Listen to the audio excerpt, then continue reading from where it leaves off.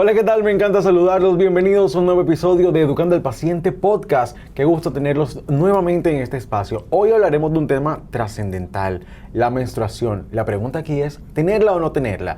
Y también, ¿a quién les afecta más? Claramente es un tema femenino, pero que sin embargo también afecta a los hombres y pronto sabremos por qué. Tenemos un invitado de lujo, nuestro guía médico, el doctor Jaisman Pineda Lechuga. Yo voy a pedir un fuerte aplauso para él, para toda la producción que se encuentra con nosotros. Porque déjenme decirles que el doctor Jaisman Lechuga, aparte de ser nuestro guía médico, también es un médico especialista, referente en la ciudad de Barranquilla, en medicina reproductiva y también en endocrinología ginecológica. Doctor Jaisman, qué gusto tenerlo con nosotros por fin en este podcast. Bueno, gracias Jesús por la invitación. Estamos en la casa, educando al paciente y hablar de una temática muy importante que hace parte de la vida tanto de la mujer como de los hombres, como lo es la menstruación. Así es, seguramente muchos se están preguntando cómo así que de los hombres y la menstruación es algo netamente de las mujeres.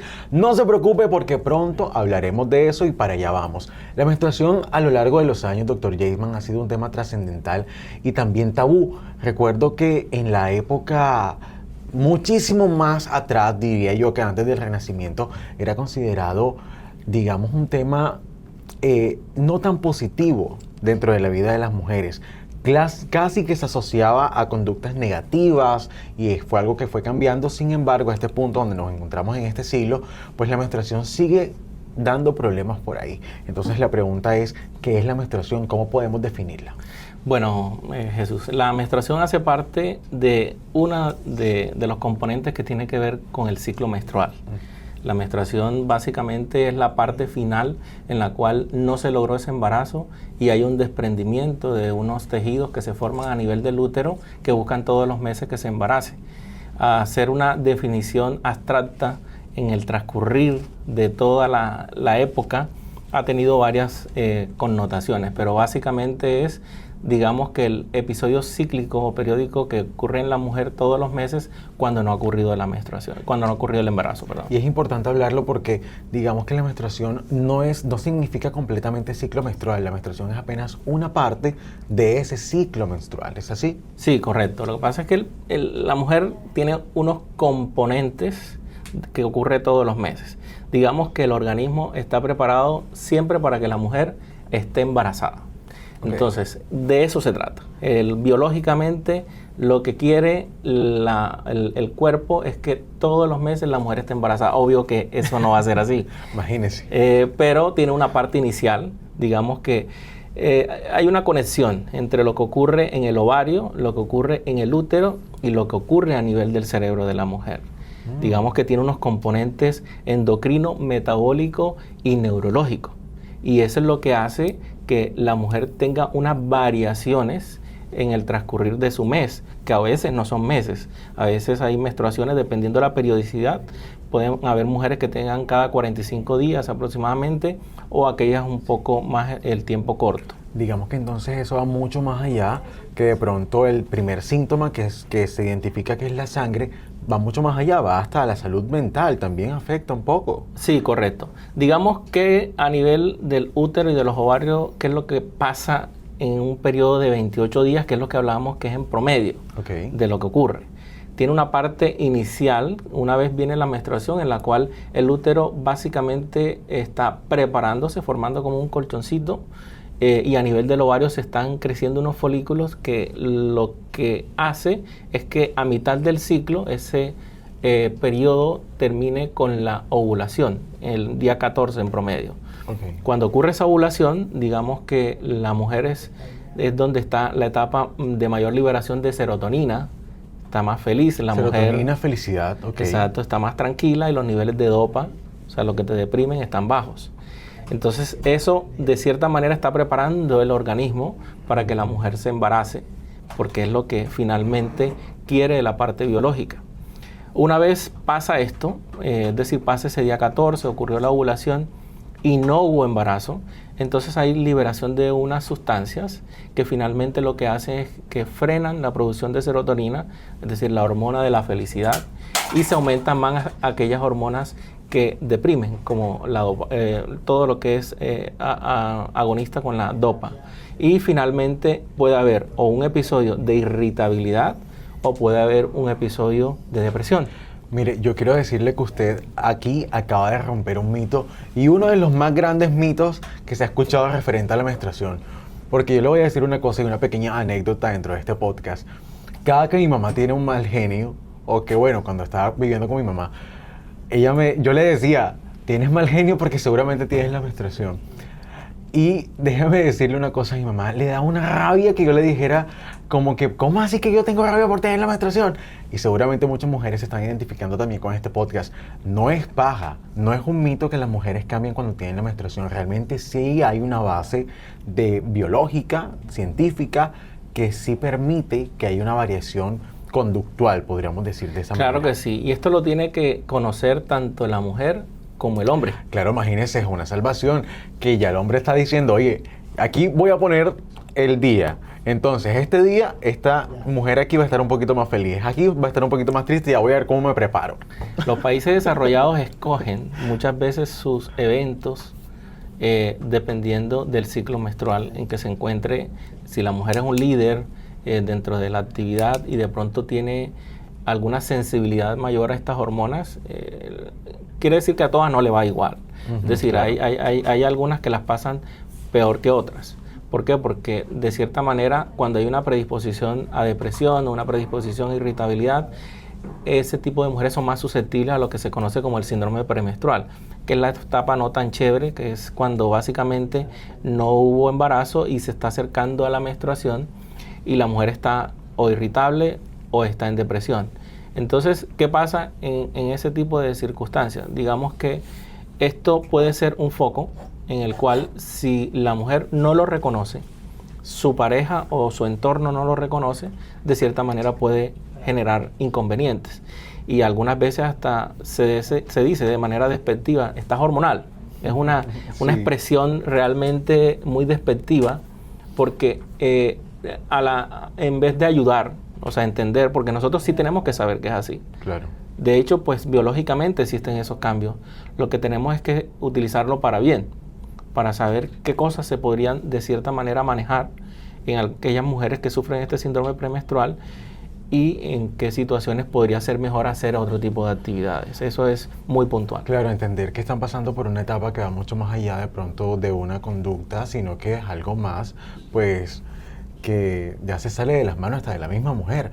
Pero entonces, doctor Jaisman, ¿cómo nosotros podemos definir cuándo es, digamos, una menstruación normal y cuándo hay variaciones? Ok, si nos referimos específicamente, porque la mujer lo que más sabe evaluar es la menstruación, el sangrado. Entonces, digamos que un punto importante es la regularidad. Es decir, el 80% de las mujeres son regulares, pero hay algunas que no son regulares. Es decir, hay algunas mujeres que de pronto no le venga un mes sí, un mes no, es decir, cada 45 días, y para esa mujer puede ser normal. Entonces, hablar de un estándar fijo es muy difícil porque digamos que depende de cada mujer.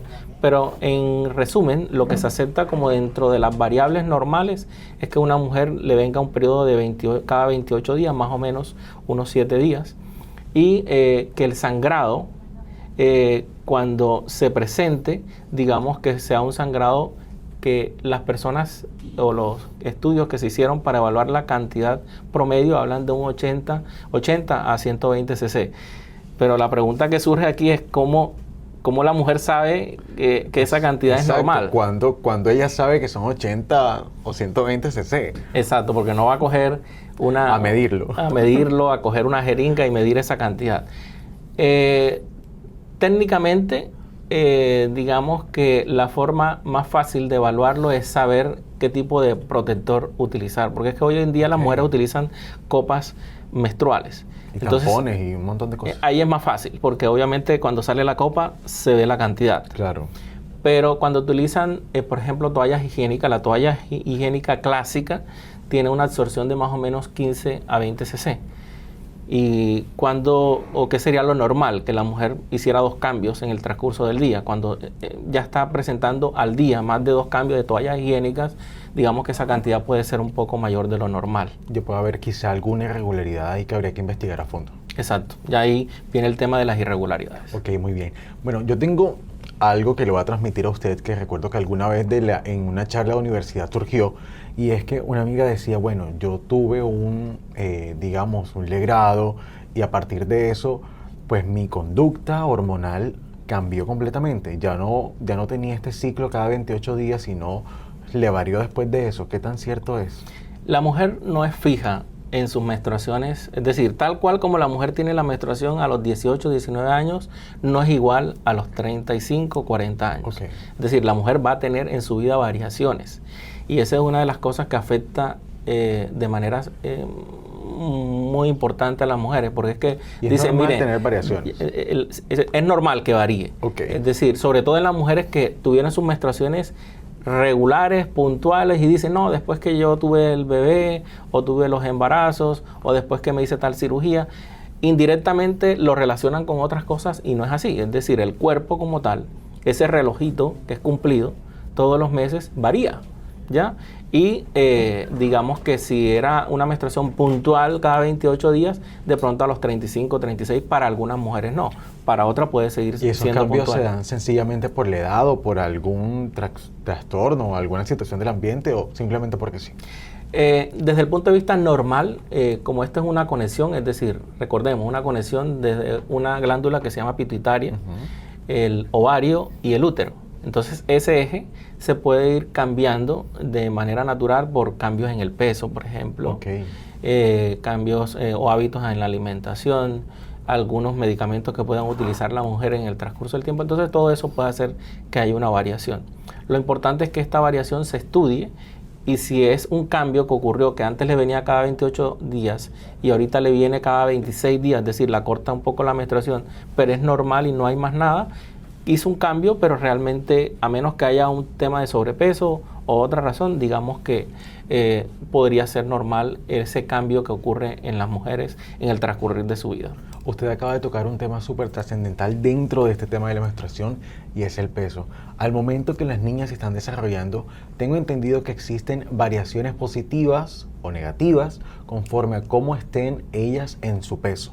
Quiero que usted me explique bien al detalle de qué se trata y de qué hablamos cuando hablamos de esto. Sí, es algo, digamos que se tiene que tener claridad de que el inicio de la menstruación, que entre otras palabras es el inicio de la pubertad, básicamente nos está hablando de que un niño que no tenía capacidad de reproducirse ya comienza o tiene la posibilidad de reproducirse. En este caso, las niñas. Entonces, biológicamente el mismo organismo tiene unas señales para decir, esta personita está desde el punto de vista nutricional apta para reproducirse y esta no. Y tenemos los dos extremos. En un extremo tenemos las niñas que tienen sobrepeso por alguna razón. Hoy en día, hablando de los disruptores hormonales, que lo hemos tocado en algunos temas, digamos que... Salud al tablero también. Sí. Aquí hacemos una pequeña cuña también para que ustedes también estén súper pendientes en Salud al Tablero, doctor. Ok, correcto. Entonces tenemos esta paciente que está en sobrepeso y hace una pubertad temprana. Estamos hablando de casos de niñas de 6, 7 años que tienen el inicio de sus menstruaciones como tal, el desarrollo de las menstruaciones y el impacto que genera a esa edad el iniciar una menstruación. Claro. Y en el otro extremo tenemos las niñas, ya las adolescentes que tienen 16, 17, 18 años y no ha venido la primera menstruación. Entonces, este extremo es porque el organismo no ha detectado que nutricionalmente estas personas, esta mujer, ya todavía no está preparada para reproducirse. ¿Y cuáles son esos casos más frecuentes? Hay casos moderados, como son las atletas de alta competencia, que digamos que tienen un índice de masa corporal bajo, no tienen casi senitos, entonces es más que todo por esa parte. Pero hay uno más severo, que es la anorexia nerviosa. La anorexia nerviosa, que es un punto relevante dentro de las niñas que presentan este episodio, que no se alimentan bien. Estamos hablando de niñas que pueden pesar 30 kilos, claro, 35 kilos. Obviamente el organismo no quiere que esa niña se reproduzca. Por lo tanto, hace o frena el inicio de su menstruación, pero las consecuencias son muy complejas. Van desde que la niña hace como una osteoporosis, la que se hace en la menopausia, las padecen estas niñas tempranamente. A los 18, 20 años se les fractura la mandíbula. Y digamos que esto tiene unas consecuencias importantes en el transcurrir de toda su vida. Entonces es una de las cosas que impacta y de manera relevante en el transcurso de toda su vida, hasta al punto que puede generar infertilidad definitiva en este tipo de pacientes. Doctor, y en el caso de las niñas que tienen una, digamos, menstruación muy temprana, digamos a los 7 años, ¿cuál entonces serían las repercusiones que puede tener esa niña? ¿Qué consecuencia puede tener? Porque claramente a nivel cognitivo debe haber un choque fuerte, pero a nivel biológico, ¿cuál sería esa consecuencia? Bueno, imaginémonos el escenario. Ok. Una niña de 7 años inicia la menstruación, empezando por el tema psicológico. Empezando porque claramente no está preparada, claramente ese momento va a ser un choque el enorme. susto de la niña, ver ese sangrado, y hoy en día pues lo primero que se piensa, ¿qué pasó? ¿Alguien la tocó? Sí, exacto. Ese tema por ahí.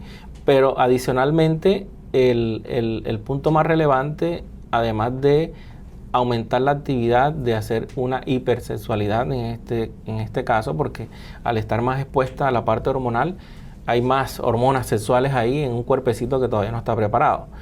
Pero las consecuencias más relevantes, además de estas, tienen que ver con los huesos.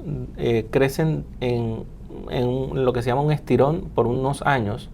Y si la niña empieza muy temprana la menstruación, casi que el desarrollo de su parte ósea, si empieza a los 7 años, ya a los 10 años deja de crecer y queda en bajo peso. Y el potencial que tenía para tener una estatura de 160, 170, solamente llega a 1,40 metros. O sea, podríamos decir, es una talla baja. Podemos decir que tendrían retrasos en el desarrollo. O adelanto, más bien adelanto. Adelanto en el desarrollo, pero a la vez cierra los puntos de osificación o de crecimiento que de cierta manera hoy en día, pues de manera traumática se han activado, pero en lo biológico como tal, digamos que se cierra estos puntos de osificación y quedan en síndrome de talla baja, que es la consecuencia o el impacto más importante dentro de una pubertad temprana. Doctor, ¿cuáles deben ser esos signos de alarma que existen en torno a la menstruación para las mujeres? Ok, entonces digamos que hoy en día los médicos nos estamos preguntando, teniendo en cuenta los últimos hallazgos prácticamente en los últimos 100 años, haciendo comparativo cómo era la mujer o lo que pasaba en una mujer en los años 50, por ejemplo, cómo era su menstruación y qué tanto impactaba la menstruación en su vida. Y digamos que la mujer en esa época, ¿cuál era el escenario? Los mosaicos familiares, donde veíamos la gran familia de 14 hijos. 20 hijos, sí señor. Entonces la mujer, realmente el papel en esa época era o estar embarazada o estar dando lactancia. Y casi que no veía la menstruación.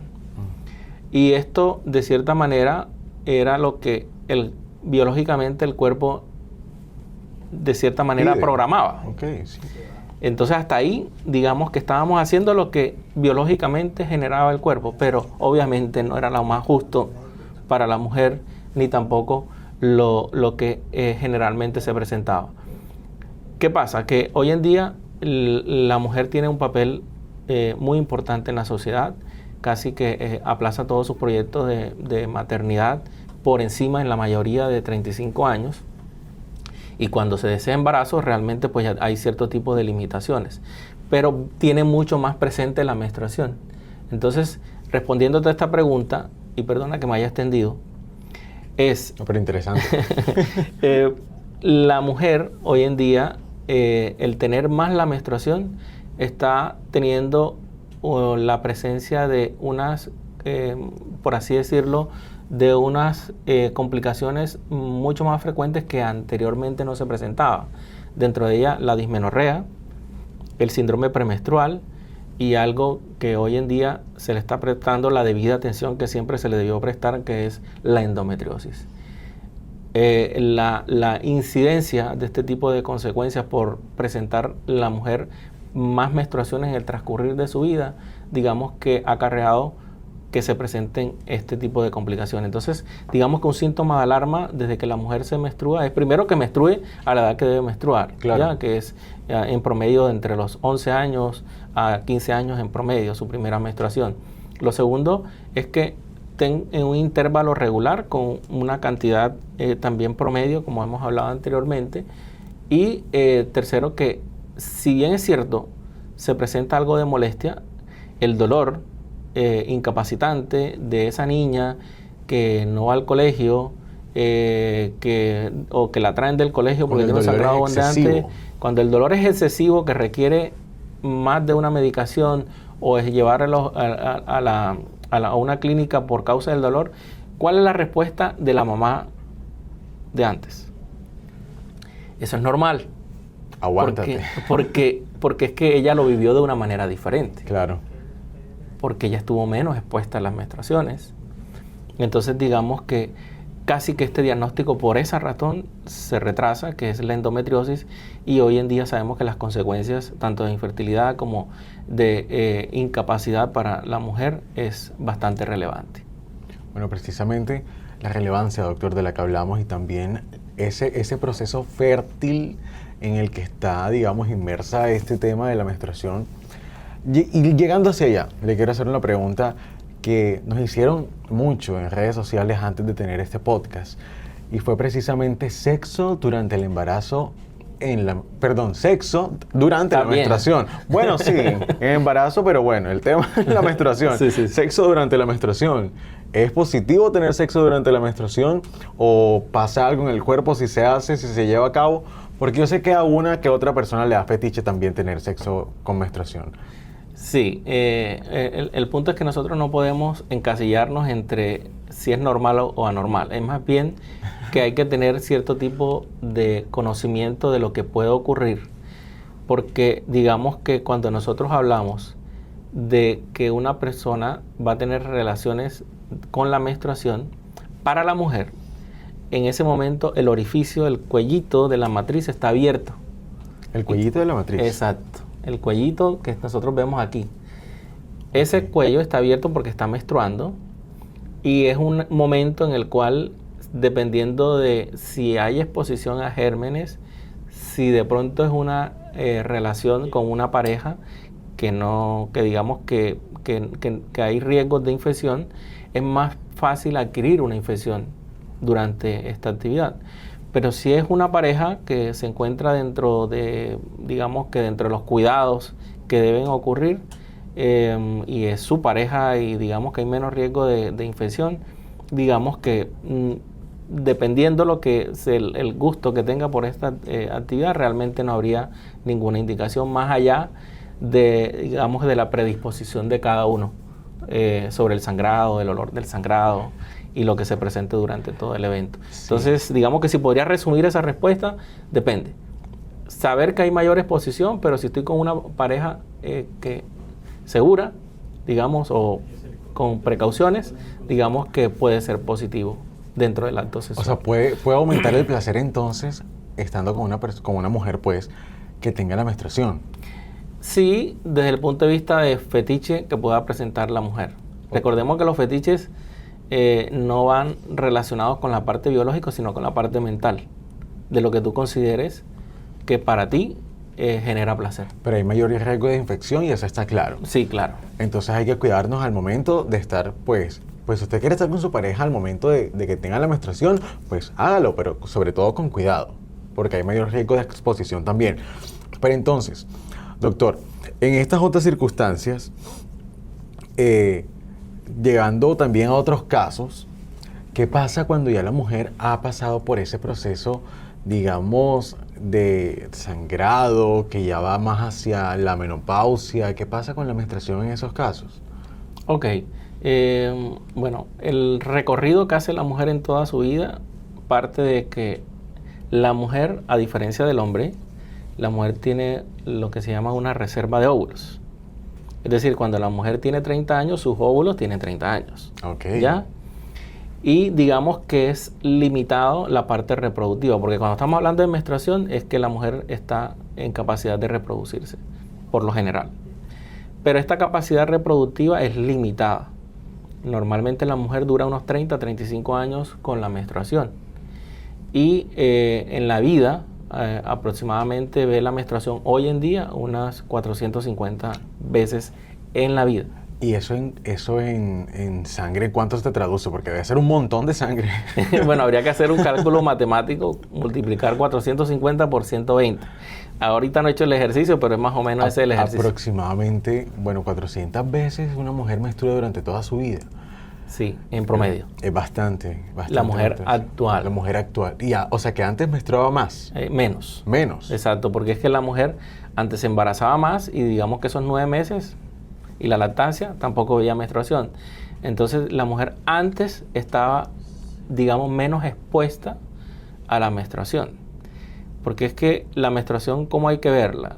Es un proceso fisiológico, pero digamos que cuando ocurre la menstruación no solamente el sangrado es hacia la vagina, es hacia en la mujer que está menstruando también hay sangrado dentro de su pelvis, y dependiendo cómo se defienda ella después limpiando esa sangrecita, algunas pueden tener más riesgo de padecer dismenorrea o dolor menstrual o endometriosis, ¿ya? Entonces ese es el punto, ¿ya? Básicamente dentro de lo que hay que analizar en la mujer. Y entonces una mujer que ya está en la etapa menopáusica también puede sufrir de estas enfermedades. Bueno, entonces como ese ciclo se agota, y ya cuando se agota viene lo que se llama la menopausia, que antes que se despida la menopausia, de la menstruación, primero comienza a ver como que viene un mes sí, un mes no, se desaparece, vuelve y llega hasta que se va. Y ahí ocurren también unos cambios hormonales de la menopausia como tal. Entonces digamos que hoy en día la mujer en menopausia, hoy en día, dura esa etapa mucho más que antes, porque digamos que hay muchos más cuidados. Okay. Pero digamos que cuando ya se ausenta la menstruación, la mujer está, si padecía de dismenorrea o problemas de endometriosis, mejora en esa parte, pero entonces como deja de producir estrógenos, el hueso, la parte de la circulación, la vasculatura, el cerebro, si no hay una adecuada reposición en estas mujeres, entonces puede haber unos riesgos, que no es para todas, pero dependiendo del grado de hipoestrogenismo que pueda ocurrir, van a necesitar una reposición. Pero si esta se da, entonces estamos ante dos personas.